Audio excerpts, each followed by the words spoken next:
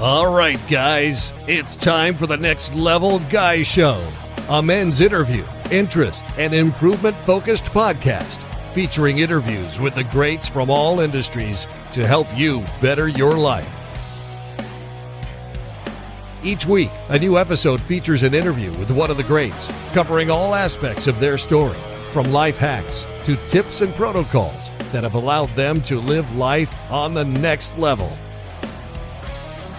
We then highlight concrete action steps that you can use to improve your life.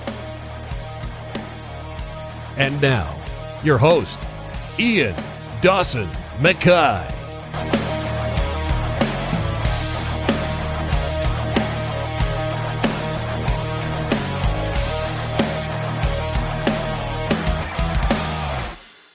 And today's guest is Nick Machine Lavery. Chief Warrant Officer Two, Nick Lavery, was born and raised in Massachusetts and is an active duty member of the United States Army Special Forces. Commonly known as the Green Berets, the Special Forces perform critical missions including direct action, counterinsurgency, foreign internal defence, special reconnaissance, and unconventional warfare. And in 2013, while deployed to Afghanistan, he and his detachment fell victim to an insider attack, ultimately resulting in the loss of his leg. Following a year of surgeries and initial recovery, including the use of the prosthetic leg at Walter Reed National Medical Military Center, he returned to his unit. Refusing a military medical retirement, Nick set his sights on returning to operational status. And in 2015, at the conclusion of a challenging, comprehensive assessment designed to evaluate Nick's abilities to operate, he returned to his detachment and was subsequently deployed once again to Afghanistan, conducting full-spectrum combat operations. Nick is considered the first Special Forces operator to return to combat and is above-the-knee amputee. Nick is currently serving as a Special Forces Warrant Officer and is widely recognised as an experienced subject matter expert in special operations, intelligence fusion, mission planning, and complex problem-solving across all operational continuums. He's also the first amputee in military history to complete the Special Forces Warrant Officer Technical and Tactical Certification course, the Special Operations Combatives Program Instructor course, and the Special Forces Combat Diver Qualification course. Nick's awards include the Silver Star, 3 Purple Hearts, 2 Bronze Stars, Bronze Star with V for Valor, Defence Meritorious Service Medal, 2 Meritorious Service Medals, Joint Service Commendation Medal, Joint Service Achievement Medal, 2 Army Commendation Medals, Army Achievement Medal, the OSS Society Peter Ortiz Award, the Bruce Price Leadership Award, and the Special Operations Command Excalibur Award. Nick is a warrior, a leader, a speaker, an author, but most importantly, a husband and father of 2 young boys. And now, let's get to the interview. Well, thank you so much for coming on. It's a pleasure to feature somebody who I follow on social media. You know, you're so motivational and inspiring. But for those who maybe don't recognize the name, could you give a quick introduction? Yeah, man, I appreciate it as well, Ian. Thanks for the time. The 30-second intro. My name is Nick Lavery. I'm currently an active duty member of the United States Army Special Forces, more commonly referred to as the Green Berets. I've been doing this now 15 and a half years. Originally from Boston, Mass. Spoiler alert. First and foremost and most significantly, I'm a husband, and my wife and I are proud parents of 2 young boys. Oldest is 5, youngest is 21 months. And aside from that, man, I'm slowly venturing into kind of my next purpose in life beyond my service in the uniform, which are things that I'm doing one of those things right now. And just the entire concept of doing some of this stuff is still a bit foreign to me, but I'm now officially and technically a writer, something that I learned I really enjoy doing. My first book came out this year. It's titled Objective Secure. And that's something that I'll continue into the future, which is, awkward a bit, unusual, still surprising to myself, but also really exciting.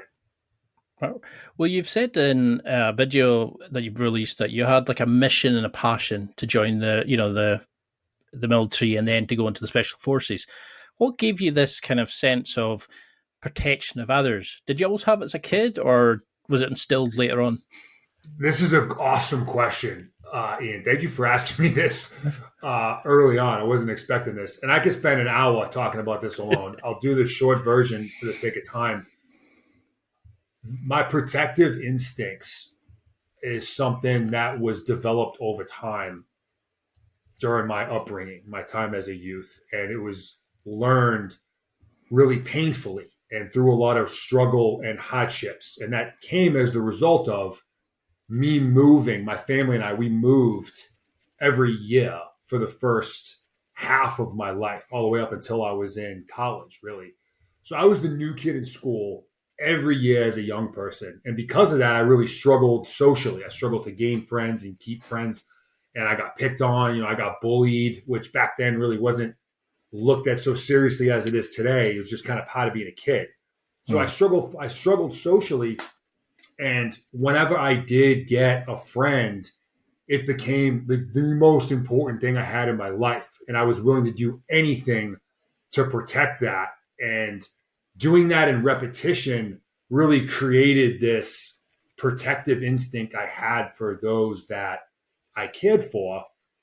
And then, I can retrospectively look at that now, but that's not something I could appreciate at the time growing up as a child. But looking back at what has made me successful in the military and as a Green Beret, I would attribute a lot of that to that nature nurture aspect of the way I was raised and what I experienced as I grew up.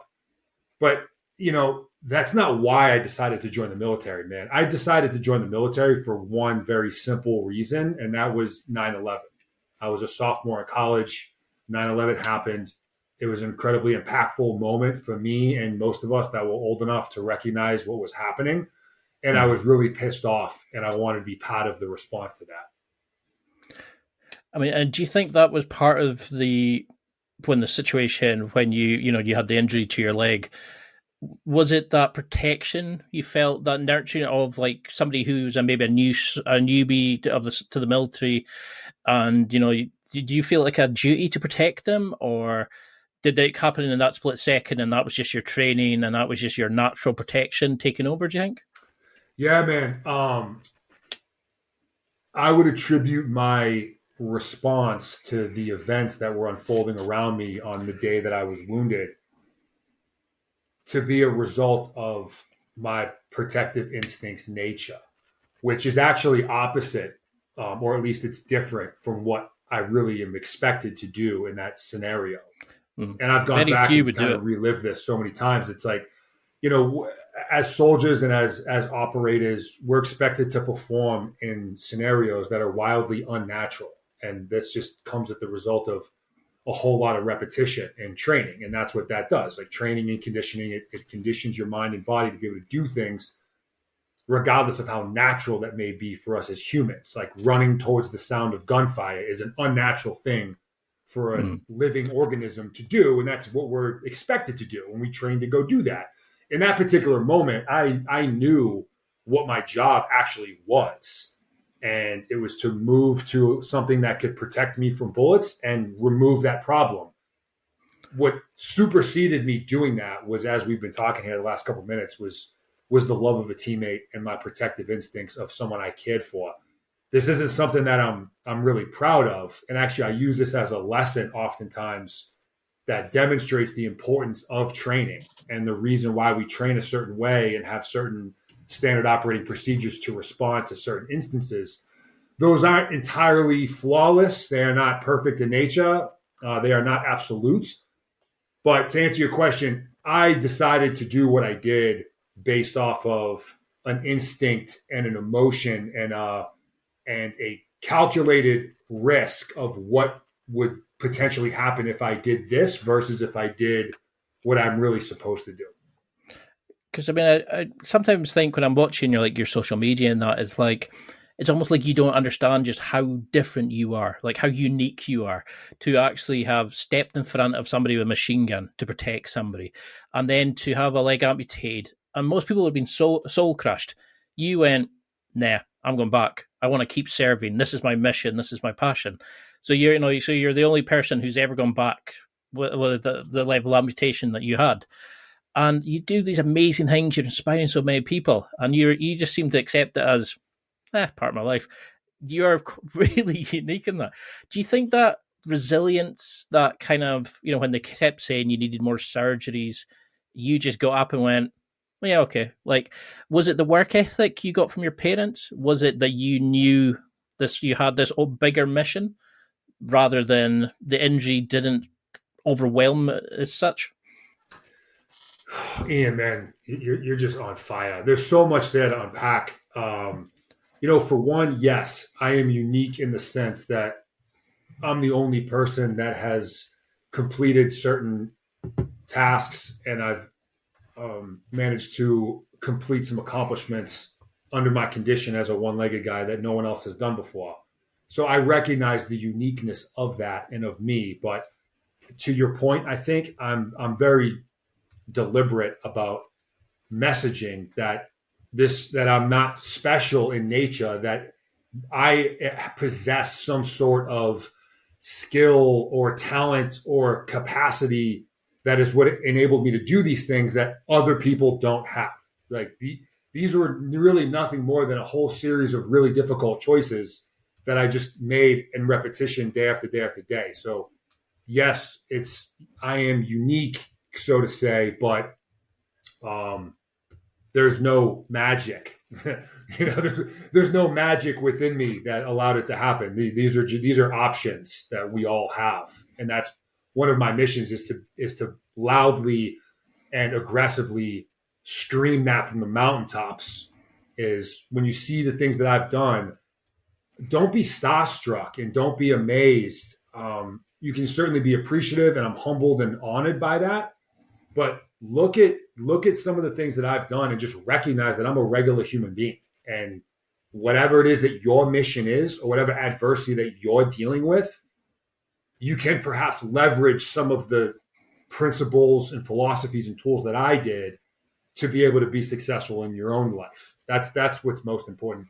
And then to answer kind of your follow on in terms of resilience and, how did I keep going and just kind of brush things off? I'll tell you, there were countless times of frustration and failure and doubt and fear and setbacks and all that. I mean, it was a roller coaster ride.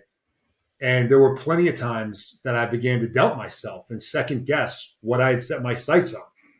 What was key, because I think that this is inevitable for anybody. It's going to happen, particularly when you set your sights on something quite large or quite unlikely. What was critical for me was being able to quickly get back up or refocus my mindset onto why I was doing what I was doing, and having such a connection with who I am and my purpose in life. That is what I continuously just grasp onto in those moments of weakness and pain and struggle and discomfort. Yes, this sucks right now, but there's a reason why you're going through this. And that reason is something bigger than this temporary moment of discomfort. Learn from it, get back up, and keep going. And then just do that again and again and again. And you will find a way to get to where you're trying to go.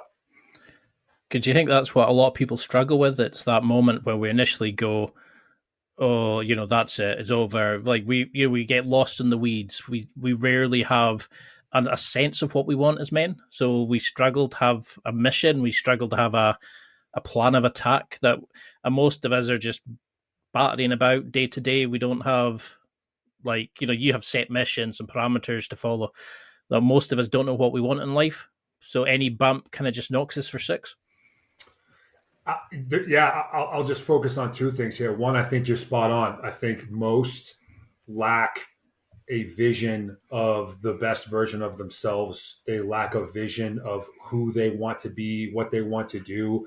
They lack a mission. They lack a clarity of a mission, which is why within my book and within a lot of stuff that I talk about as I'm consulting or speaking or engaging with people, it's like, what is the mission? What without identifying that, it's going to be really difficult to find yourself in a place of happiness and success, for one, but then also have that to grab onto when things start to get really hot. So if you don't know where you're going, any road will take you there. So having that direction and that vision, in my opinion, is absolutely critical.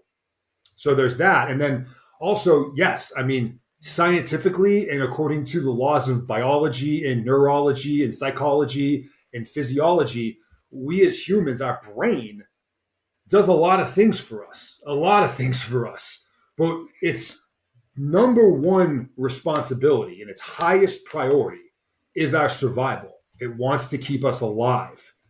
And therefore, we have these indicators that the brain signals us with in order to ensure or at least increase the likelihood of our survival. We know these indicators as pain, fear, general discomfort. This is when our brain's saying like, whoa, like let's not do that because it's dangerous. So there's a risk. I want to live as long as possible. I want to keep this organism going as long as possible. That's my number one priority here. Let's not jump off of the roof of this building. Or, let's not go for that extra rep on the squat, because if you fail, there's a chance of physical injury, but more than likely there's a chance of emotional damage because it hurts our pride, our ego, we're embarrassed. That has a very direct correlation to our actual health and wellness. So we have these alerts that's built in with us as human beings. So this is by definition normal. This is supposed to happen. Therefore, when we hit these moments of struggle, our brain is going to oftentimes be our greatest adversary because it's going to give us all these very convincing reasons, justifications, excuses as to why we should stay down or just pick a new direction, right? Like, this isn't the best time, or you know what, I haven't quite learned enough yet. Maybe I just need to pause, and I don't know, or they all start to sound really, really convincing. But this again is built within us on purpose. The brain wants us to stay in this comfort zone space. Like, medically, it's referred as homeostasis, where everything is very predictable and very repeatable and in line with longevity and survival. The challenge, and this is what makes life so difficult, is if we accept that to be true, we also then have to realize that there are going to be times when we have to ignore what our brain is telling us and instead listen to our heart and our soul and be willing to take that risk. And we hit these crossroads, Ian, countless times every single day. And although this is quite simple, it's anything but easy. This is really difficult. But I do think that when we're deliberate about when we take that risk and we're very operational about how we do it and analytical, our risk calculus process begins to speed up and get more efficient and more accurate to equip us to not only make those decisions faster in real time, but also assume more risk where we can listen to our heart and soul without being reckless. So was there like a mantra or something, like, because like when you were at your lowest, maybe feeling resentful to the soldier that you helped, or fed up and sore, and maybe suffering from PTSD or any of these sort of things, what was it that made you snap in and start listening to your heart and soul and think, I need to come back? Especially like when your parents and friends were maybe saying, should you go back? Should you leave? Especially when you have that level of initial resistance from family who look out for you, but they're giving you that kind of feedback saying, no, we want you safe and well. How do you sort of switch off that? Because like you were saying earlier about running towards gunfire, because that can be taught to a certain level. But do you think Special Forces soldiers are born with this, or can it be taught? Is there a mantra you would use to anybody listening that could learn to do that to a certain level? Yeah, a lot of great stuff here too as well. I'll start off with kind of where you ended. Do I think that good special forces operators are born? No, I would say that they are created, and it's predominantly based on skill, coupled with character traits, personality traits, etc.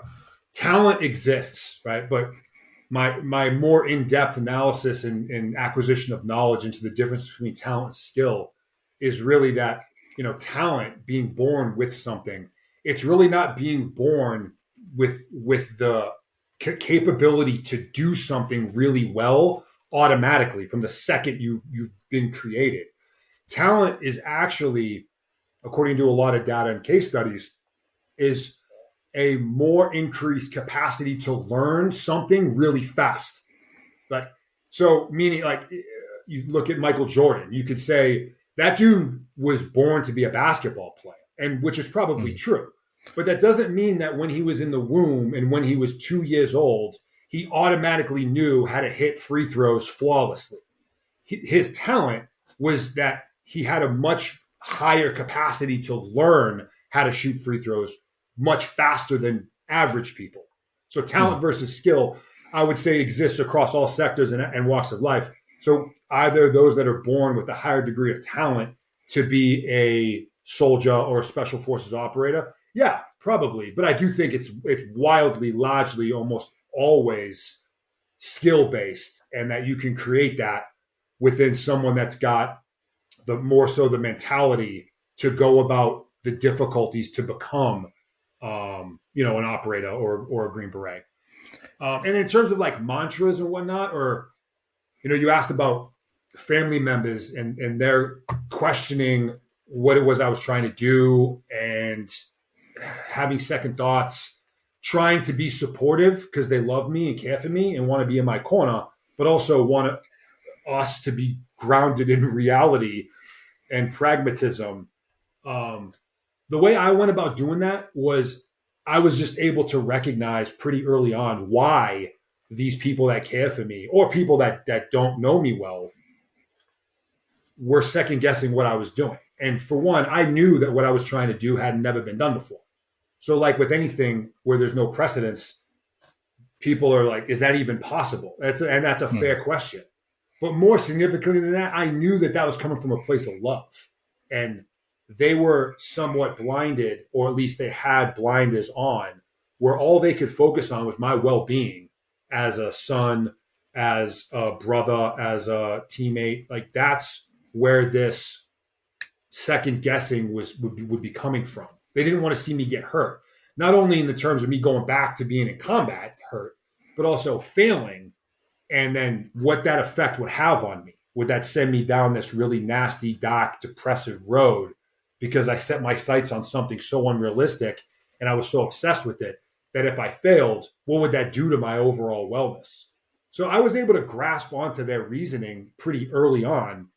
Therefore, one, I didn't hold any resentment towards them, but I knew that I was going to be the only one on the planet that had the level of clarity in my vision that I did. It was mine. And I could explain it and communicate it to as many people as possible, as thoroughly as possible, but it's mine to own. This is yours. And one of the costs of ambition is being misunderstood. And that's just part of that process. You have to have a willingness to accept criticism and feedback from those that you respect, but also own the fact that this is your life and your mission. And the only limitations really are the ones that we place on ourselves. So I was able to maintain relationships with those that I cared about and take in their advice, but also concurrently know that, hey, this is what I'm doing. I am completely committed to this thing regardless. Thank you. I love you. But I got things I got to do. I'm going to keep going. Because it is a difficult thing to mean. They mean well, but you have to sort of say, yes, but I'm looking at this without the emotion. They're there to protect you, and sometimes it can override, like you're saying, their understanding of what you want in life. And if you have a strong enough mission, you can override this. I mean, I always find, I can't remember who said it, was you fall back to the highest point of your training, not to the level that the situation demands. So, if you're not trained super well for an effort, you're in a shitstorm, basically. What are you taught in the military? Because you're an expert in sort of irregular activities, about like analysis, planning things, etc. How are you taught this? Do you think that helps you see things from a sort of non-emotional point of view? You're using data to kind of see where people are going wrong, and that's what's making you such a good author, making you a good motivational speaker, etc.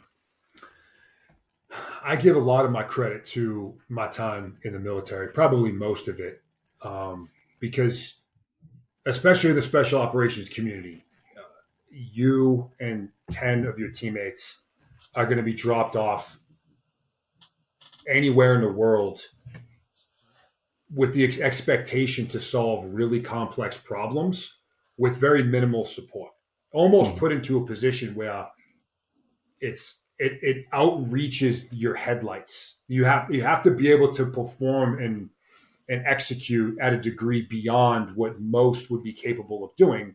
And that's part of what makes special operations unique and special, is to be able to do that. So just that level of complex problem solving and the methodologies that we are taught and then leverage and use on how to dissect problems and then begin putting together solutions objectively.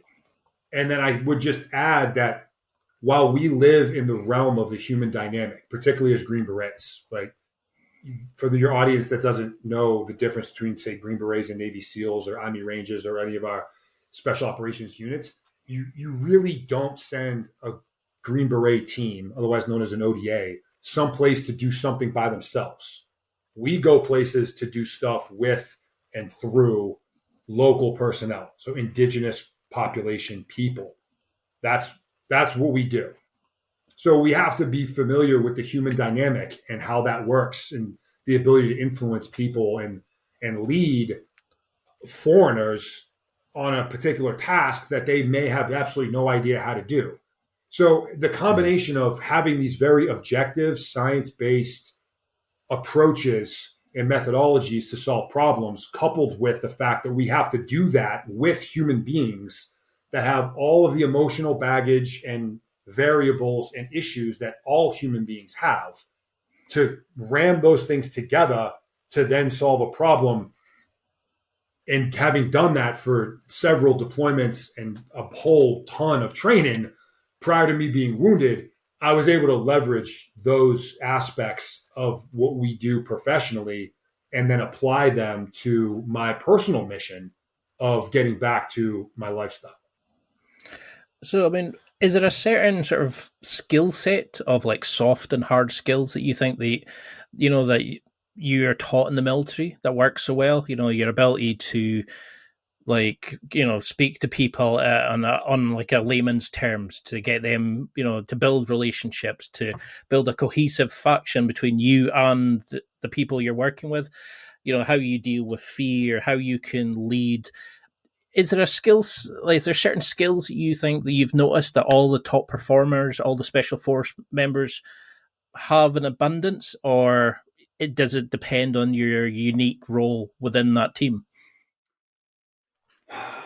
If I just look at the Army Special Forces specifically, which is where I've spent my career, it is absolutely a combination of, we'll say, the hard and the soft skills. And we'll say hard skills being the more aggressive stuff, the shooting, the jumping out of planes, the running fast, blowing things up, lifting weights, and like all of that stuff, which is what draw most of us to want to go do this line of work, right? Like I want to jump out of planes, blow things up, kick down doors, and shoot bad guys in the face.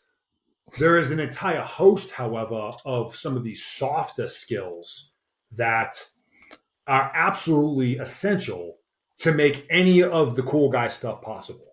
And most of us, type A warrior types, are really disinterested in some of those other aspects. But they're essential. They're absolutely essential. And this was a huge part of my recovery and actually my return back to the team, because fortunately I was able to recognize, which was a difficult pill to swallow, me growing up as an athlete, a college athlete, a jiu-jitsu, MMA, my physicality was what I brought to the team. And that was who I was. I was a physical dominant specimen. And that's what my team asked of me. And that's what I enjoyed doing. So everybody won.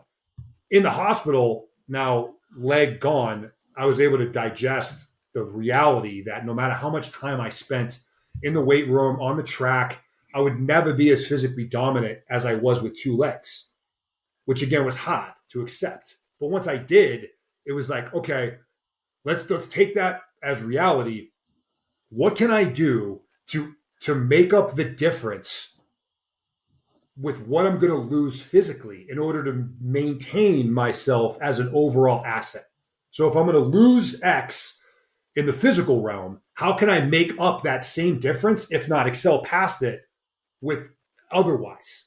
And I began looking at a lot of these softer skills of our business, and I committed myself to it. And as much as I disliked doing these things and studying these things and going through these types of schools and courses, I just believed that it would increase my overall value so I could be that asset that I had to be if and when I got back to the team.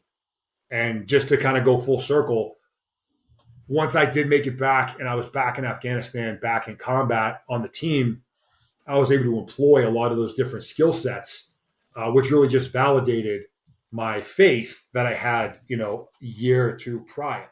But I was operating, and I'll just hammer on that one word. I was operating on blind faith for a good portion of the time.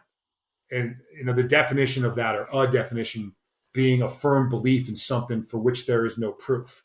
Like, I didn't know that anything that I was doing or my strategy would work, but I just believed in my heart and my soul that it was possible. It made sense on paper, and then through pure discipline and execution is what enabled me to do it, which then again proved to be accurate. So would you treat failure as more as a learning experience? Like you were saying that you were trying to find your new role in and readjust to, your new mission parameter, so to speak. So you were using failure as a kind of way of like, we'll see if that works. Okay, I now set my goals to be this way. How do we, because you say mission first as a good way to sort of take it forward. How do you start explaining to somebody who's completely lost but wants to do target X? How can they start using these kind of beliefs, this amazing mindset you have, to start improving their life, do you think? Well, for one, you mentioned failure. Yeah, I do believe under most circumstances, failure is our greatest learning tool. It is within the failure that the wisdom is located. And when we train and practice with that understanding and acceptance, that is the time to make the mistakes. That is the time to get it wrong. That is the time to fail in order to learn, to improve, so that when it's game time, and for us, when we're actually in the gunfight, we've made enough mistakes prior and we've failed and we've messed it up enough times prior that we do pretty good when we need to do it. What I think prohibits many of us from that sort of mentality is our pride. And it's our ego. And that again is inherently built within us on purpose, because a shock to our pride, a shock to our ego, that causes emotional damage, which is directly linked to overall wellness, which our brain does not want to have. So we're designed to avoid failure. That's normal. That is what's supposed to happen. But again, the willingness to take the risk and extend into that realm is where the knowledge is located. And that is how we get better. If we can just set our ego and pride aside for a second and extend, mess up, and then look back to see what went wrong. And then how can I improve upon it? And then you do that again and again and again. Through that process alone, you are creating a very dangerous human being. You are creating a weapon that is capable of anything. If you take somebody who has committed to failing at repetition, authentic failure, right? And then there's a difference, but real, actual, I am going to go do this right now, and then you don't do it, you miss. You take someone who's willing to do that with repetition and not only get back up and keep going, but learn every time it happens, how do you stop someone who is willing to live that way? And the answer is you can't. And it's just on us to be able to do that, accept it, take the pain, take the discomfort, because it has to hurt. If it doesn't hurt, you don't learn the lesson. The pain is the catalyst to learn. The pain is the catalyst for the wisdom. Mm-hmm. But you do that with repetition, you've become a very lethal asset. You've become a very dangerous tool. And, you know, from someone who grew up playing competitive sports and as a young person, like, I was that typical guy that never failed. Like, I had this no fail mentality. I will always win. And not only is that inaccurate and somewhat immature, but living that way, you are placing a ceiling on what you're able to actually learn. So failure is an absolute critical component of the process. Again, we want to fail in training so that we can win in competition.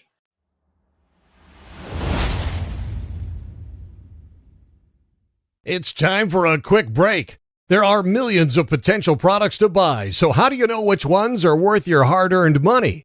Simple. You go to nextlevelguy.com/affiliates and explore those that will transform and improve your life. You'll find deals, listener exclusives, and special offers with some great companies. Recommendations are 100% honest and only on items Ian has tried or believes in. The companies showcased will make you a better man in all areas of your life. Simply go to nextlevelguy.com/affiliates and level up.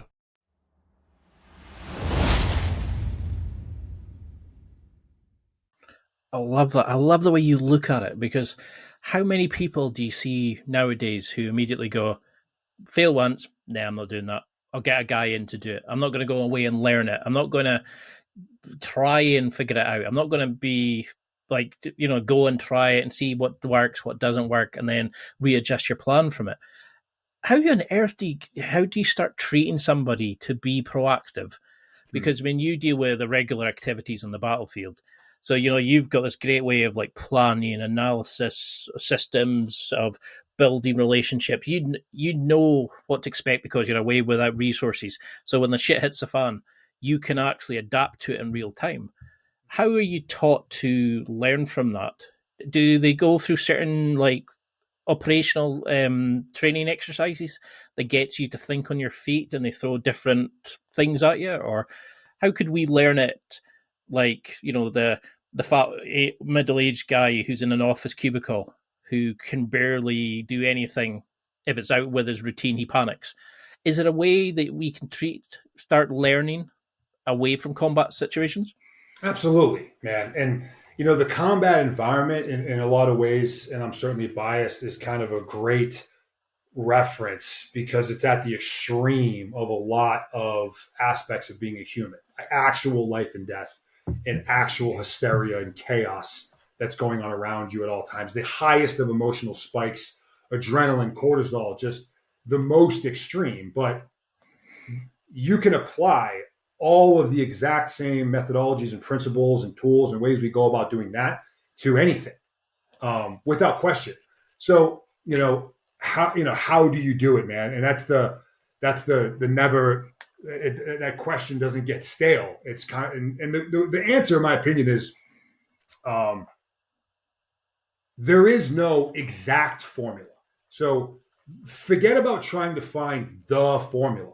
I mean, in today's world, the access to information has never been as readily available ever in history as it is now. And if you go on the internet and start searching how to blank, you'll find 8 billion ways to go about doing it. And it's not to say any of them are wrong. In fact, they all could be very right. But the idea of finding the formula is something I would recommend forget.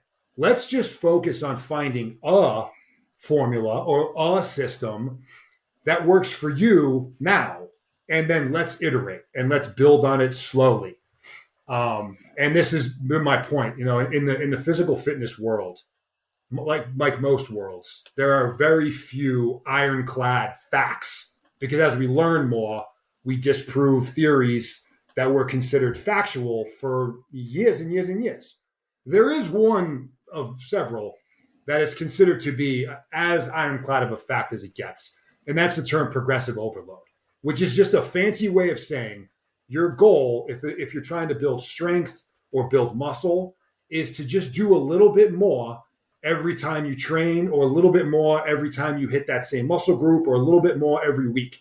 Small incremental increases. And that could be increase in the actual number of the weight on the bar. It could be an increase in the number of reps you do per set. It could be an increase in number of sets you do per exercise. There's a lot of different metrics you can play around with, but the idea is just do a little bit more than you did last time, which again isn't a revolutionary concept. You can apply this to anything. But if we apply progressive overload or just being iterative, that is what I typically recommend people out of the gate. The guy that's working the office cubicle 9 to 5 who's lost is, okay, first off, as we've discussed, what are you trying to do here? Who are you trying to become?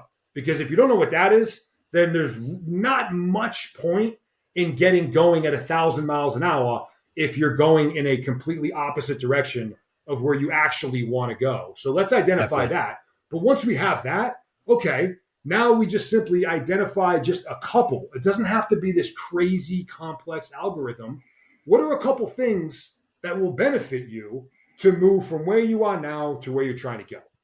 And if in an objective secure, I go through a much more in-depth process with tools on how someone can take it to kind of the higher levels of planning and how you can operationalize your success. But at a very basic, simple level, what are you trying to do? These things are something that you think will help you get there. Okay, start small. Progressive overload. Start small, right?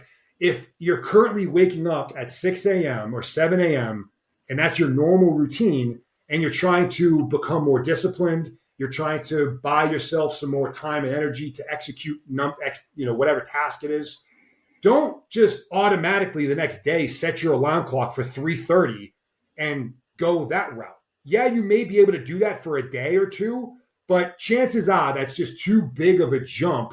It's going to be too much of a shock to your system for it to be sustainable. So rather than that, if you normally get up at 7, tomorrow, get up at 6:55. Okay, do that for 3 days. You're probably going to notice that there's no difference whatsoever in how you feel. Don't even worry about what you do with those 5 minutes. Just get up at 6:55, do that for a week. Okay, cool. How was that? Hey, Nick, that was actually really simple. I didn't even notice a difference throughout my entire day. Cool.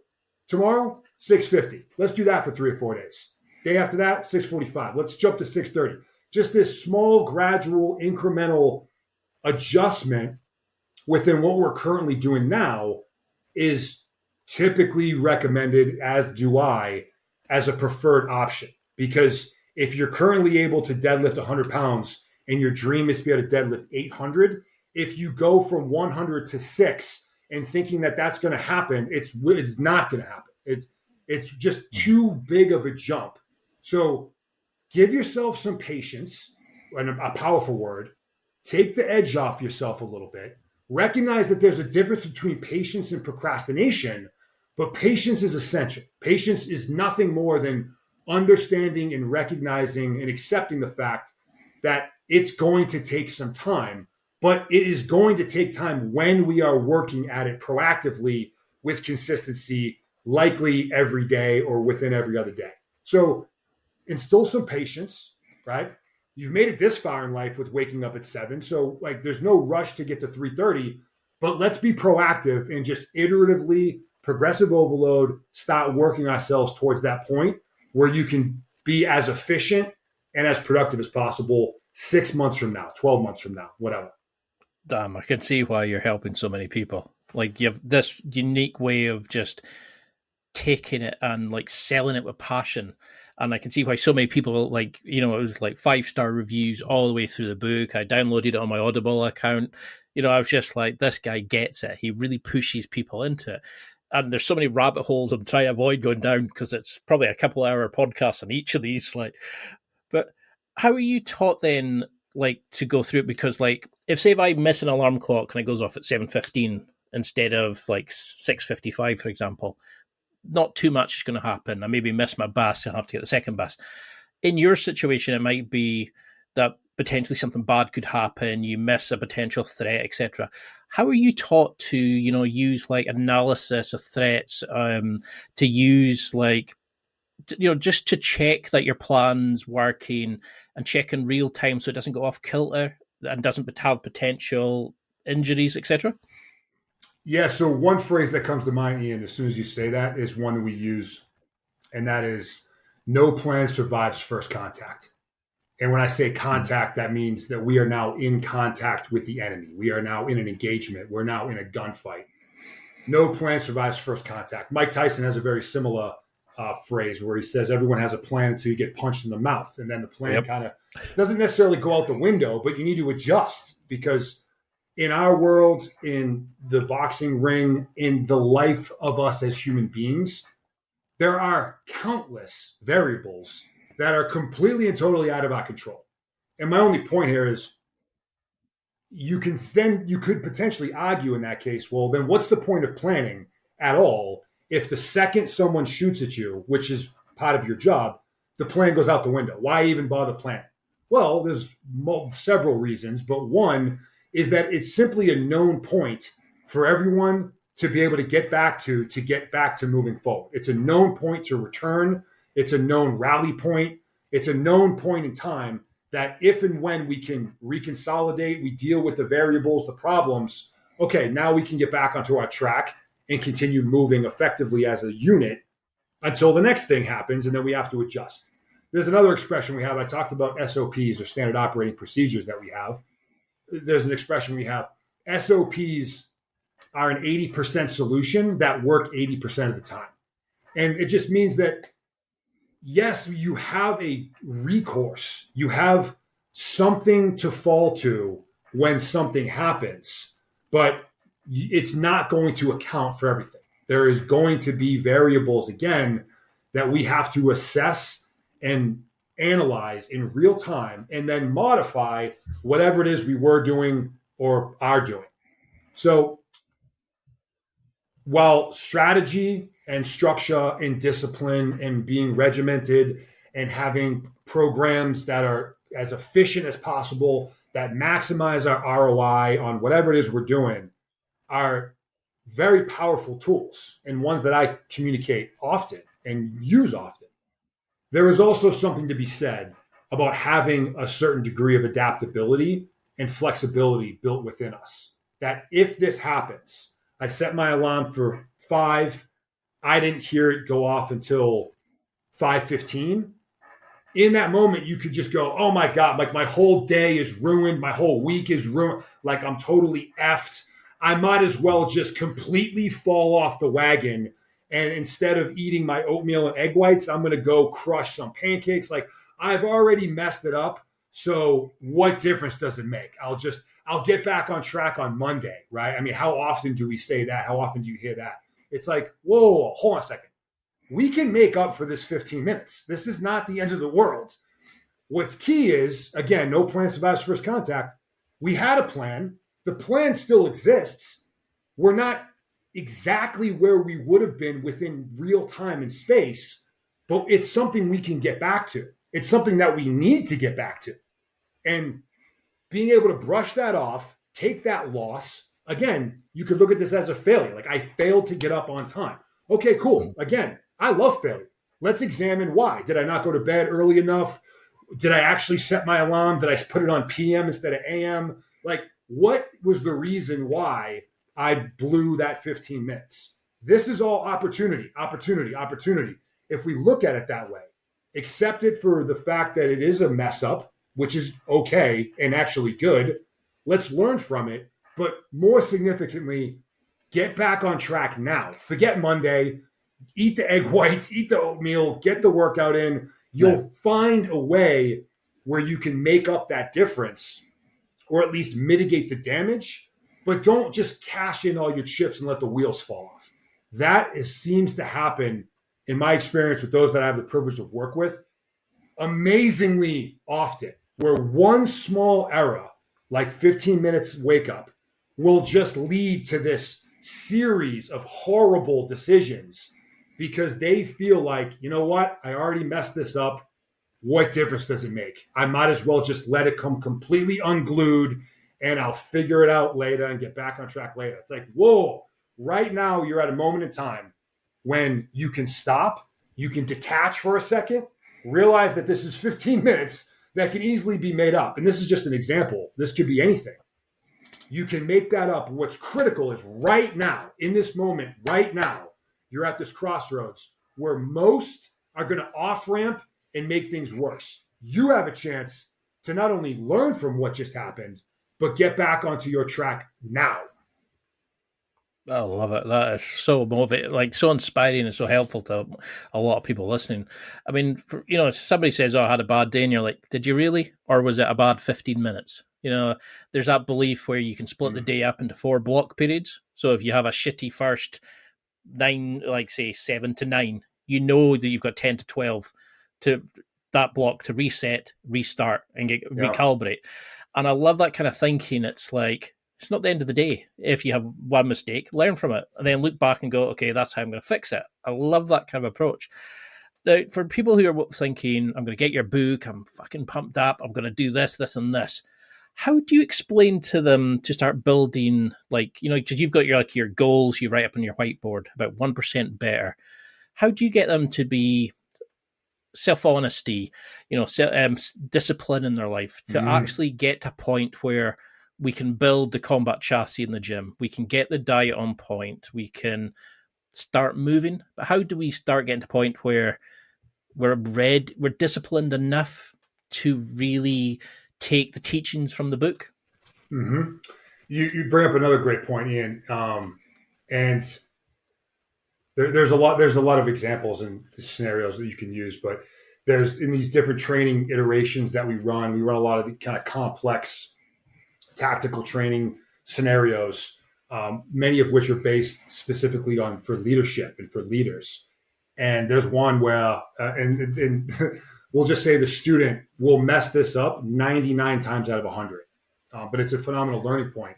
And we'll, as instructors or as leaders that are running these simulations, we'll create just absolute chaos, right? Absolute chaos all around them, almost completely impossible to fully figure out what's happening and start making rational decisions. This is done by design.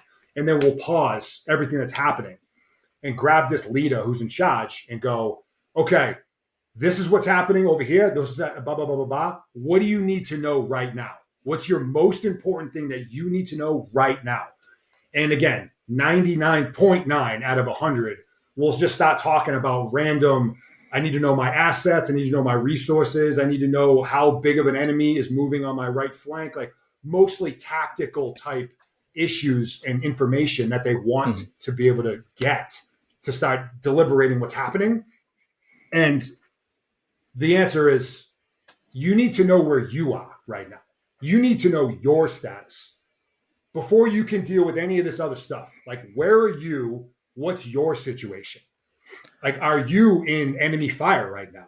Are you in a position to assess what's happening? Where are you?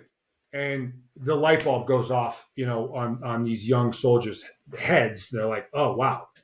And my point is if an essential aspect of military operational design and operational approach is knowing your current operational environment. What is your current operational environment, which is a military language? We're really just talking about how are you feeling? How's your health? What are your resources? Who's in your community? Who's influencing you? What is your situation? Because that is an incredibly important aspect of getting from point A to point B, is knowing where point A is, right? Where are you now? Yep. So you mentioned the term honesty. This is so important, man. And I would argue that in today's social media, hashtagged filtered world that we all now live in, it has never been more difficult as it is now for us to be truly honest and authentic with ourselves, because most of us feel pressured to display this facade or this image or this projection. It's the 19th photograph that I took of the same thing, that it would just happen to be the perfect one with the perfect lighting, with the perfect filter, with the perfect edit. That's what I'm going to post because I want people to see me in this light. And I'm not anti-social media. I reckon this is just the way things are right now, and that's okay. but it does make it more difficult for us to look ourselves in the mirror and go, what is your current status? Where are you right now? And what do you actually want to do? Not the inspirational hashtag quote you just posted, and not what you're telling your teacher or your father or your mother or your friend or your wife or husband. Like, forget all that for a second. What do you actually want to do? Who do you actually want to be? Do you have a high degree of self-awareness and honesty just within yourself? And I would argue that most do not. So I would emphasize early and often the establishment of an internal dialogue. This is skill. This is a skill. This requires deliberate effort, deliberate work, discipline to go about doing this. Journaling is a huge tool that can be leveraged in order to enable that. But beginning that internal dialogue about what's my current situation, who do I want to become, what do I want to do, doing that while expecting our soul to not respond to us right away. I think it's something that takes time. Like any relationship is the one we foster within ourselves. But start that journey, and it's quick. It's easy. I don't even want to hear, like, oh, I don't have time for that. Like, stop. I'm not hearing any of that. I'm talking a practice that could take you 3 minutes a day. But dedicate yourself to it. Be deliberate. Begin that process. Increase your level of self-awareness and honesty, because by doing so, it's going to allow you to gain a full understanding and grasp of your current operational environment, which again is critical in order to begin moving from point A to point B. I love that. That's awesome, because it's like, was it Alice in Wonderland? She's like, which road will take me out of here? And she said, well, where do you want to go? I don't know. Well, he goes, take any road. Doesn't matter. If you don't know where you are. Perfect. Yeah. I love it. I mean, I can't believe it's 52 minutes. I'm gutted. Like, I know we're short for time, and we would love to do another one. But for those listening, they're pumped. They're ready to go. You know, they're going to start looking at where they are, etc. They get a copy of the book. How do you want them to use it? How do you want them to take that as their mission? Is it like going to be a drill inspector in their ear, kind of keeping them on track towards their goal? How would you like to see them use the book? I would like readers to use the book predominantly to recognize their own untapped potential and pre-existing potential. There will almost certainly be newly acquired knowledge that has been gained, but most of it, man, it's really not revolutionary stuff. It's stuff that most of us are very familiar with. We've at least heard about it, that we know what it is. There are times we've done it. There are times we've deliberately ignored it. My goal is for this to be a tool for people to recognize, one, that they have way more inside them to give than what they are giving. And then secondary to that, a byproduct of that, are some tips, some tools, some ways of thinking, just some mechanisms to help the reader frame what it is that they're trying to do, and then gives them some resources to leverage day to day, things that actually they can do within real world time and space. I love the personal development genre. I read a ton of it. There's some amazing stuff out there. A lot of it remains up in the conceptual level. It's cerebral, right? It's theoretical, which there's value to that. And I enjoy that. I enjoy reading and consuming that type of content and knowledge. I wanted to take something that addressed that at 30,000 feet, but then also rammed it down at the tactical level. Like, starting tomorrow, you can do this if you choose to. Starting tomorrow, you can do that if you choose to. Like, actual real world things, practices that they can put in place the second that they read it. So that's my overall goal of the project, is to just use some of my examples and life experiences as a means to provide some context for just how significant this particular tenet or this particular principle really is.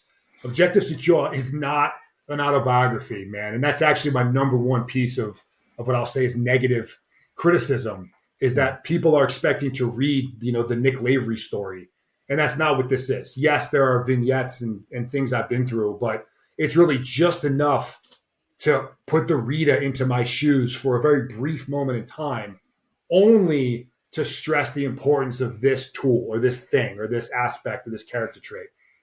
I will just say that we're currently working on a workbook version. This is actually the first time that I'm actually talking about this out loud, but we're working on a workbook version of Objective Secure right now that I think will be ready sometime maybe May, June timeframe. And that's just going to take what's inside the book itself. It's going to parse it down. It's going to cut out all the fat.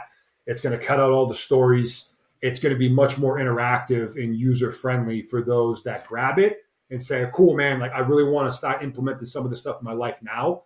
The workbook is going to be able to facilitate that, I think, with a higher degree of efficiency. Because I've definitely noticed more people are wanting to know the story, but like what makes you the man you are. Because there's not many people who would be able to lose a leg and come back and be enjoying the Special Forces again. Not someone who can inspire so many people. Like your social media is amazing. And it's like you're saying is there's not many sites, podcasts, etc., where they don't talk up in the clouds. There's very few that actually talk at a level of here's some concrete action steps. And that's what I like about your book, about your social media. You got videos on training, diet, just motivational stuff, and it's how to actually do it. I mean, I could talk to you about any of these sorts of things for like days and days and days, but what would you like them to take from this? I mean, I would love for you to come back on at some point, but what would, if they had to have a message to go forward from this, what would you want them to use, to remember mostly from this? Yeah, Ian, and first off, let's definitely do this again, because this has been a great conversation. It actually just completely flew by. So let's definitely do this again. But awesome, man. There's a phrase that comes up every time, oftentimes I should say, and this is not a dress rehearsal. And I've said this before on other content and podcasts, but I just know it to be true. And listen, man, I've been on all sides of death. I've administered it. I've been next to it when my friend slipped away, and I've been as close to it as close to it gets as a person.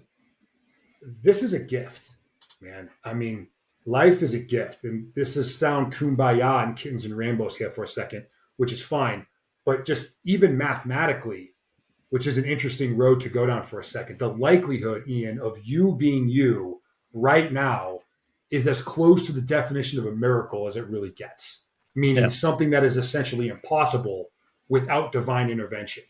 And there's some stats out there to put this in context that if the entire population of San Francisco, around 2.5 million people, all rolled a trillion-sided die at the same time, and they all landed on the same number, that's the likelihood of you being you now.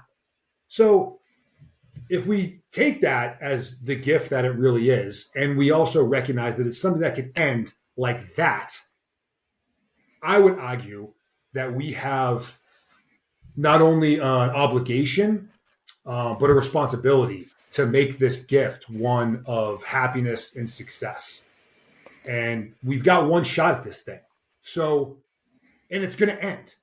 Like, spoiler alert, you're going to die. So knowing that it's a gift, we have one chance, and it's eventually going to end.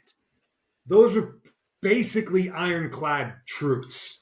So with that, I have one question, and that is, why not just leave it all out on the field? Why not just go big? I mean, big. Like, what is the downside? What is really the risk? Aside from pride, ego, some temporary discomfort, I understand all that. I live in the world of risk calculus. But from a 30,000 or 50,000 foot view, it's a gift. It's precious. It can end at any moment, and it will end eventually. Why not go all out now while you have the chance?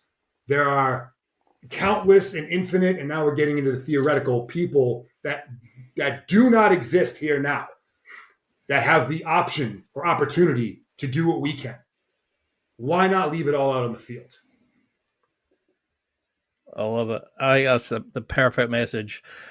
And how can people keep in touch with you, see the evolution of the brand? You know, I mean, you're doing speaking now, you've got the books, you've got the potential, the new workbook, etc. How can we keep in touch with you, you know, your social media handles, etc.? But what also do you want this evolution of the brand to be? Oh, that's a great question. The short answer, how to get a hold of me, it's machinenick.com. That's got access to all my socials, direct link to send me email traffic, which I do respond to personally. It can get kind of crazy, but I go in reverse order and I get back to everybody eventually. And there's also ways to get a hold of us for business stuff, speaking, consulting, etc.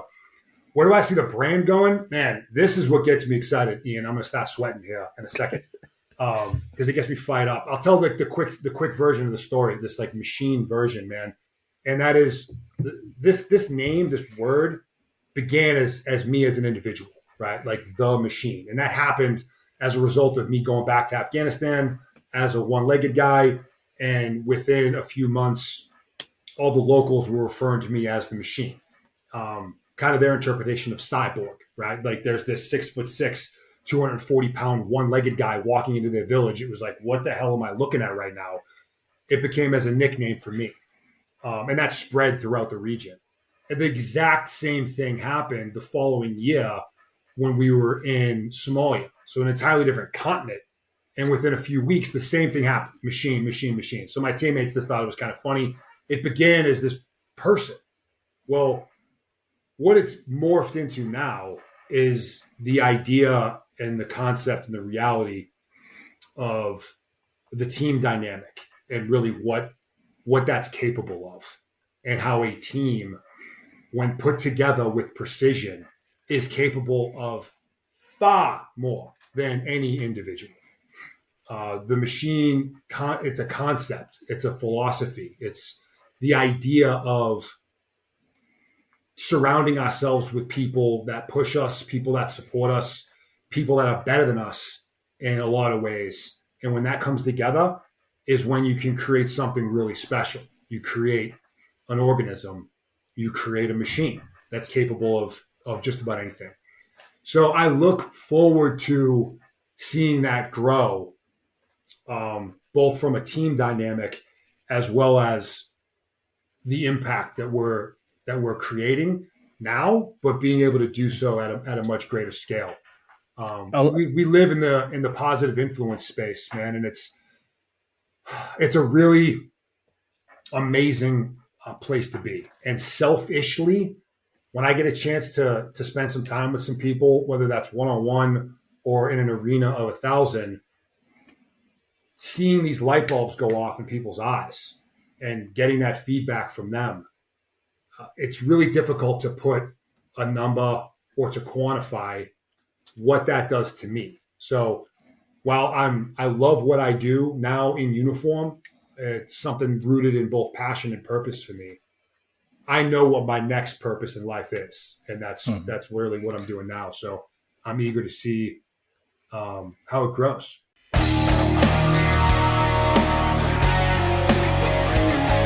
Well, that's it for another week, and thank you for listening. It's now time to take what you've learned and use it to develop and enhance your life with the key points mentioned. Listen, try it, embrace it, use it, and crush it. Now's your time to hit that next level in your life. If you liked this episode, then please leave a comment on the show notes or a review of the show on your podcast platform. Everything helps evolve the show. Until next week, keep seeking the next level in your life.